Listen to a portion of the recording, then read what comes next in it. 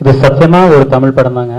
எல்லாரும் இங்கிலீஷ்ல பேசிட்டு இருக்கோம் அப்படின்னு நீங்க ஃபீல் பண்ணாதீங்க. ஜாக்கி ஷ்ராஃப், யாஸ்மின் எல்லாமே என்ன ஜாக்கி ஷ்ராஃப் பெர்ஃபார்மன்ஸ் நீங்க இந்த படத்துல பாத்தீங்கன்னா இது ஜாக்கி ஷ்ராஃபா அப்படின்ற டவுட்டும் வரும். ஏன்னா அவருடைய lip movement will be exact. கொஞ்சம் மெச்சூர் ஆடியன்ஸா இருந்தா தான் தவிர வந்து இந்த படம் உங்களுக்கு நீங்க எங்களை திட்டுவீங்க, அது எதுக்கு அந்த பாவம் எனக்கு எதுக்கு, அது உங்களுக்கு எதுக்கு. அதனால வந்து நீங்க பாருங்க, உங்க வயசுக்கு தகுந்த மாதிரி உங்க ஃப்ரெண்ட்ஸ் கிட்ட சொல்லுங்க. And don't take your children to this film. Poor Vasant, I know. Unfortunately, he is the only kid in this film. Any questions to any of the cast members or the crew?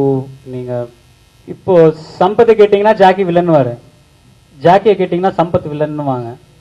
இந்த இந்த characters எல்லாமே வந்து எப்படி சொல்றது, எல்லாமே வந்து ஒரு shade இருக்கும். எல்லாருமே வந்து மனுஷங்களா இருந்தாலுமே வந்து அவங்களுக்குள்ள ஒரு நெகட்டிவ் அந்தந்த சூழ்நிலைக்கு சில நேரங்களில் சில மனிதர்கள் அப்படின்னு இல்லைங்களா, அந்த மாதிரி அந்த சிச்சுவேஷன்ல எப்படி மாறுறாங்க. ஒரு இவெண்ட் காலையில ஒரு விஷயம் நடக்குதுன்னா அது ஒருத்தர் மூடு எப்படி அப்செட் ஆகுது, அந்த மூடுனால how the whole day goes by அப்படிங்கிறது தான் ஒரு ஒரு முயற்சி.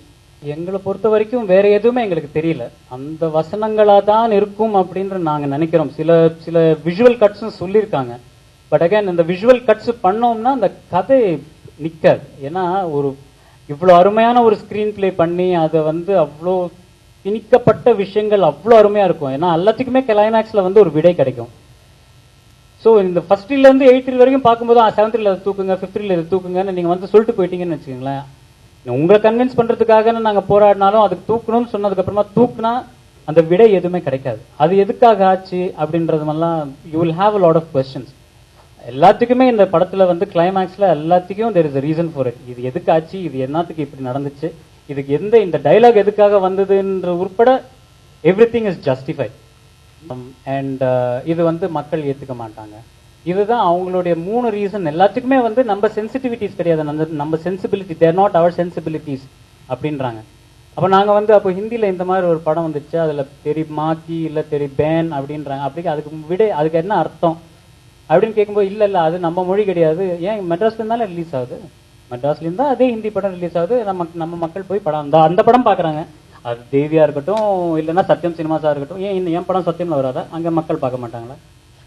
So I do not know what are the norms, what are the ground rules for a censor. தமிழ்நாட்டில் இப்படி தான் கட் பண்ணணும், இல்ல பாம்பேல இப்படி தான் கட் பண்ணணும் அப்படி அந்த டிஸ்பாரிட்டி எதுக்குன்னு ஐ டோன்ட் நோ. அந்த அளவுக்கு பெரிய அவங்க கிடையாது நான் அதுக்கு அது ஒரு முடிவு எடுக்கிறதுக்கு. So let's I'm sorry, this is what they told me. அது சொல்லல, நான் இந்த அளவுக்கு நான் அவரை கேட்கல கேள்வி. ஸோ இல்லைங்க இது நம்ம கலாச்சாரம் கிடையாது, நம்ம இதெல்லாம் இது பண்ணக்கூடாது அப்படின்னு சொல்லிடுறாங்க, அவ்வளோதான். கற்பனைங்க, சம்பவம்லாம் யாரு பாக்குறீங்க, அதெல்லாம் டாக்குமெண்ட்ரி வரும், அதெல்லாம் பார்ப்போம். இல்லைங்க ஏன் அந்த ஒரு பையன் இருக்கிறதுனால கேட்குறீங்களா, ஒரு பொண்ணு தான் இருக்கு. இல்ல it's not anything about that. It is not a vulgar film. It is a very entertaining. இதுல காமெடி இருக்கு, ரொமான்ஸ் இருக்கு, ஆக்ஷன் இருக்கு. நம்ம கமர்ஷியல் சினிமால என்னெல்லாம் கலந்து இருக்கணும் அப்படின்னு நீங்க ஒரு சிறுத்தையோ இல்லைன்னா ஒரு சூர்யாவோட ஆக்ஷன் படம் எது எடுத்தாலுமே வந்து அதுல எல்லாம் என்ன இன்கிரீடியன்ஸ் இருக்கும்னு நீங்க எதிர்பார்க்குறீங்களோ அது எல்லாமே இதுல இருக்கு. ஆனா என்னன்னா இதெல்லாம் லாஜிக்கலா இருக்கும், இதெல்லாம் இருக்கணும்ன்றதுக்காக இருக்கும். இதுக்கு ஒரு தனியா ஒரு காமெடி இருக்காது, ஒரு கமெடியன் இருக்க மாட்டாங்க, எல்லாமே ஸ்கிரிப்ட்லயே இருக்கு. அதுக்காக வேற you don't need another ingredient to add one extra flavor to the film. Because I think Hero was accepted so beautifully by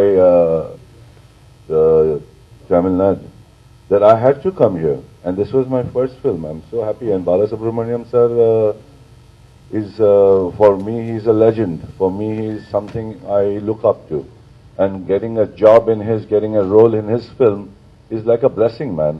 Like how I started with Devanand in Hindi cinema. For me, Balasubramaniam sir has the same respect I give him. I think he's got a voice which is a God's voice. And he called me and I came, man. Oh, the aspect of the script, I just heard few lines from him and that was enough. And I met him and I thought, his thought was superb.